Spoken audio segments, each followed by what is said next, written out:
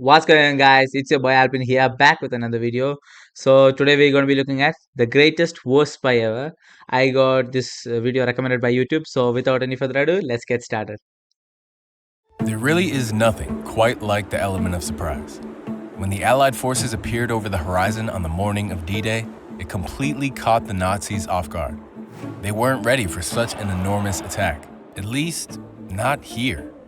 According to German intelligence, an attack was expected to take place 150 miles away in Calais, and so most of their troops had been moved to defend that location.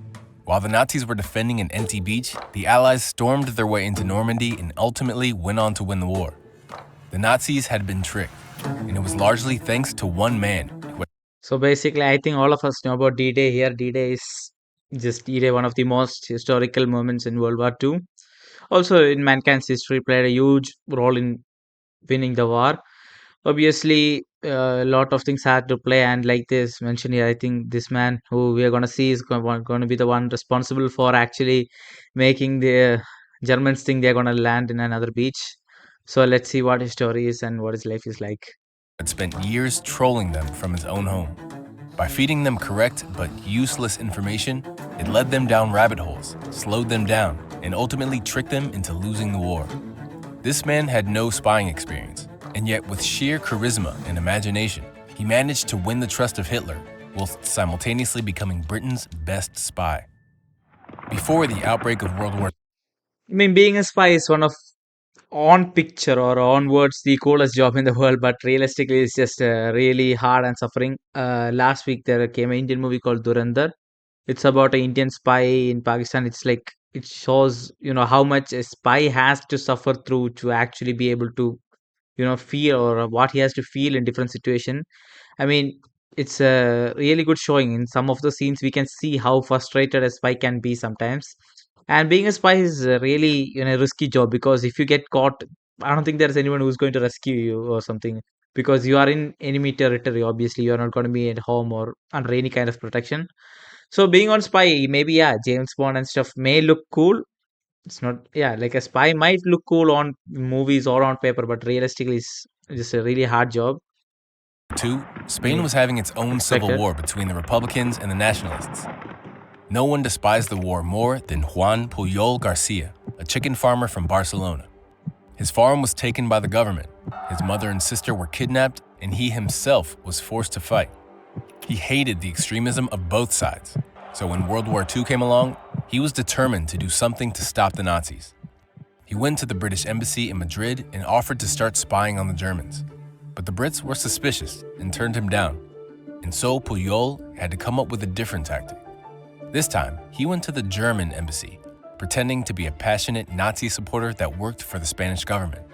At the time, the Germans didn't have a reliable spy network in Britain, and so they desperately needed all the help they could get. Puyol was hired. I mean, that itself shows one of Germany's biggest mistakes, I guess, because I don't think you would simply trust anyone. Yeah, they were desperate, but a little bit more check into his history might have helped. I mean, I don't know. What would they do, like, to check a person's history or data? Like, I don't think such an integrated system like today's exists where you, like, type out a person's name and get their whole history out. I mean, let's see. I don't know. Did they like just randomly recruit people without knowing their history or stuff into the army, or like would like your past career or etc. matter even?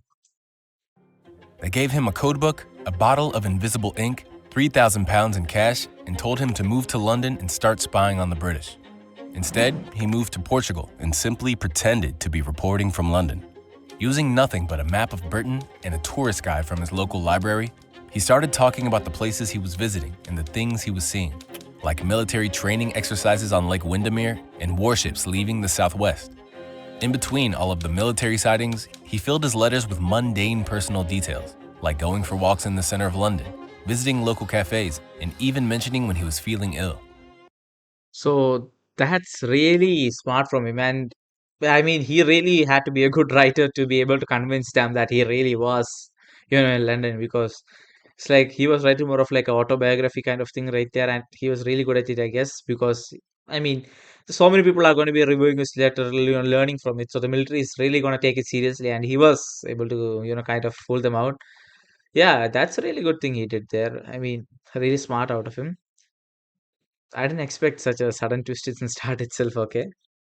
To take things even further, he started creating a network of sub-agents that were supposedly feeding him information from all over the country. There was the Swiss-German businessman stationed in Liverpool, the Venezuelan student in Glasgow, the Portuguese man living in Wales, and the pilot that had agreed to carry his letters from London. Each agent had a detailed backstory and family members that Puyol talked about at length. Of course, none of these people actually existed. But if the Germans ever called him out on anything, his sub-agents could take the blame, since they were the ones reporting the information. Each letter was so long and so detailed that the Germans started to believe him. They even started sending $500 a month to pay for his network of agents. That's $11,000 in today's money. Oh my God, man, he literally kind of scammed the Germans out of their money. So his writing really had to be that good for them to kind of just believe him and give him $11,000 a month. My God. I mean, most of us don't even make that much. Yeah, that's really good for me. He also became a rich man by the end of it, probably. But this was only the beginning. So far, the Germans were impressed with Puyol's work, so they started asking more specific information. That's when things took an interesting turn. In his third letter, Puyol sent this report back to the Germans. A convoy of 18 ships left the port of Liverpool on the 28th of March. They were headed for the island of Malta. Although Puyol made the whole thing up, by sheer coincidence, a fleet of warships had actually left Liverpool around the same time. But before his letter ever reached the Germans, it was intercepted by Britain's intelligence agency, MI5, sending them into panic mode. A full-scale manhunt was launched to try to track down this mysterious. My God, so I mean that's just incredible luck right there. The British, I mean, yeah, obviously they would expect like they wouldn't expect something like this to happen. Like they planned a whole secret thing, none of the German agents could get it, and suddenly one random guy writing from somewhere was able to kind of pinpoint out their ships, etc. network of spies, but unsurprisingly, they found nothing. It wasn't until they really started reading through Puyol's letters that they saw something odd. According to one of Puyol's agents, people in Glasgow will do anything for a liter of wine. This sentence gave it all away. A liter of wine? This really didn't reflect the typical Scottish drinking habits, and Britain never used the metric system. The Brits then learned that the Germans had actually wasted time and resources trying to hunt down Puyol's fake convoy of ships heading to Malta. It became clear that whoever was writing these letters, they were feeding the Nazis false information to confuse them, and it was working. MI5 were so impressed that they tracked down Puyol and decided to turn him into a. So MI5 were really good, by the way. They were casually able to track down some guy in Lipson. I mean, yeah, he was writing letters, but still, I expected the Nazis to kind of keep him secret or something. Yeah, but they didn't know he was in Portugal. Oh, yeah, fair, real British fair, spy. fair. And in April 1942, Puyol moved to London for real and was given the codename Garbo. Now, with access to real military information, he was about to take his trolling to the next level. The Allies were planning to launch a surprise attack on the north coast of Africa, where Nazi forces were gaining power. And so, over the next few months, Garbo started dropping very specific hints, suggesting that an attack was instead being planned for Norway. One of his agents saw military mountaineering drills taking place and Canadian troops gathering in the east of Scotland. Another agent heard rumors of Russian troops advancing westward. Without ever mentioning Norway, he gradually painted the picture that it was the likely target, drawing the attention away from Africa. Hitler himself was particularly worried about this attack and ended up moving hundreds of thousands of troops to protect the Norwegian borders. Garbo's next move was a. I mean, one thing surprised me here. Why would I mean, yeah, he is a good spy, and his information, even though we're correct, I don't. Why would they just trust one spy's information, rather than taking maybe, yeah. I mean, it's very hard to get spies to, to find this information, but just blindly trusting one spy and, deploying hundreds and thousands of troops, that's not really a smart option in my opinion. I mean, there were probably they could have even like sent some troops to like see this themselves, even if it meant sacrifice. I mean, they were already kind of sacrificing their all troops, so just blindly trusting someone like this is not really a smart option in my thinking. Stroke of genius. With the African invasion set to take place on the 8th of November, Garbo wrote another letter to the Germans. this time detailing exactly how the Allies were going to carry out the attack. He dated the letter the 1st of November, but purposely held onto it for another week. The letter arrived in the hands of the Germans on the 9th, but it was too late.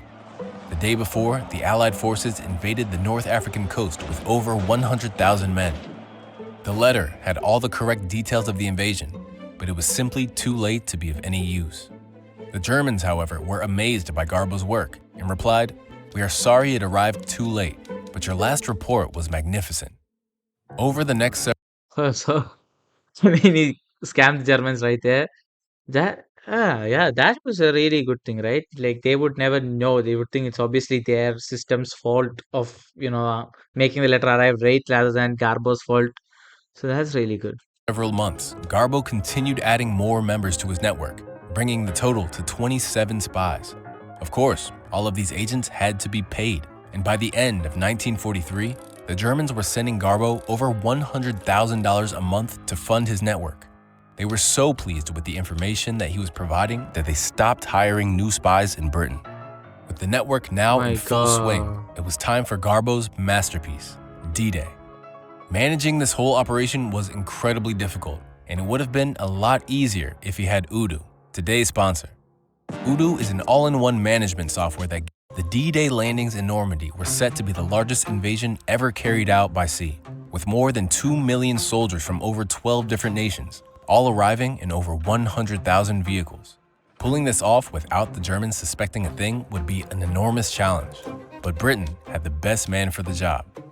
To avoid the information from arriving late like last time, the Germans told Garbo to start sending his messages via encrypted Morse code instead of letters. Garbo would first write his message in Spanish and break up the message into clusters of 5 characters. Then, consulting a code table, he would change each letter to jumble up the message. An operator would then start typing out the jumbled message into Morse code, which would be transmitted over radio to the Germans.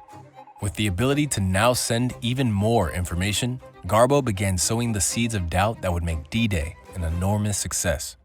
One of Garbo's agents who worked in the London Underground claimed that the tunnels were being extended towards the southeast and that ammunition was being moved down the tunnels. Another agent saw assault barges gathering at the port of Dover and convoys of Canadian troops arriving in Southampton.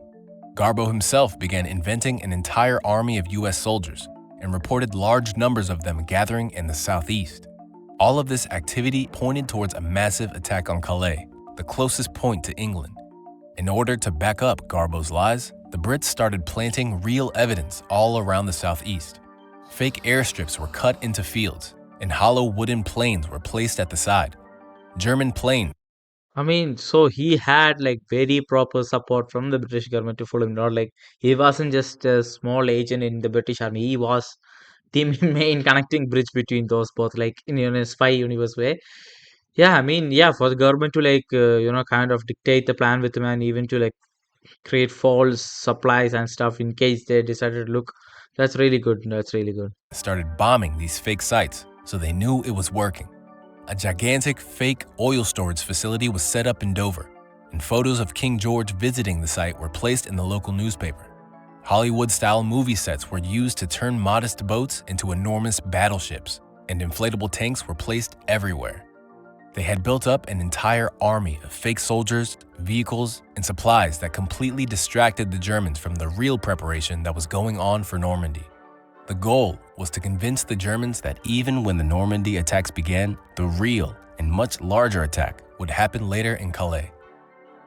Amazingly, the British intercepted a conversation between Hitler and a Japanese ambassador, where Hitler mentioned that the first attack was going to be a decoy and that they were really preparing for the second attack elsewhere.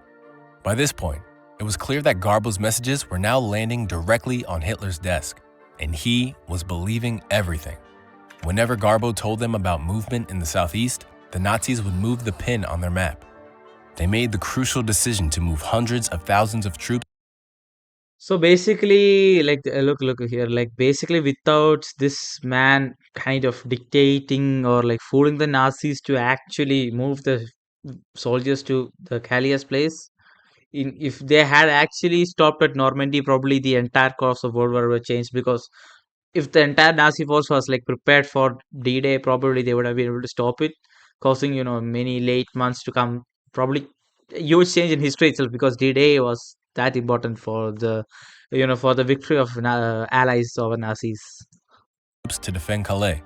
That was hundreds of thousands of troops that wouldn't be in Normandy. June 5th, one day before D-Day. Although the German radio operators usually signed off at 11:30, Garbo insisted that tonight they should listen out for a message at 3 a.m. Big news was expected from one of his sub-agents. At 3 a.m., Garbo reported that vomit bags and rations had been handed out to soldiers. This could only mean one thing: the attack was about to happen. But hours went by and no response was received. The Germans had gone to sleep. The Allies rocked up to Normandy at 6:30, completely undercover, outnumbering the Germans by more than 3-1. It was a brutal day, but the Allies managed to secure their entrance into France, and over the next 6 weeks, continued piling troops, vehicles, and supplies in through the beaches of Normandy. Amazingly, the Nazis refused to move more troops to Normandy, and in fact, ended up sending more to defend Calais, waiting for the second attack that would never come. Every letter, every detail, every lie, and every truth had bamboozled the Germans, and it allowed the Allies to recapture Europe and win the war. Despite the defeat, Hitler was so impressed with Garbo's messages that he was awarded the Iron Cross. At the same time, Britain awarded him an OBE, making him the only person to receive war medals from both sides of. I mean, this is one of the only historical people I've never heard of, and he had such a huge impact. I didn't know. I mean, that's crazy to win the most honorary medal from both sides, and he's still alive to tell the tale. I think, yeah.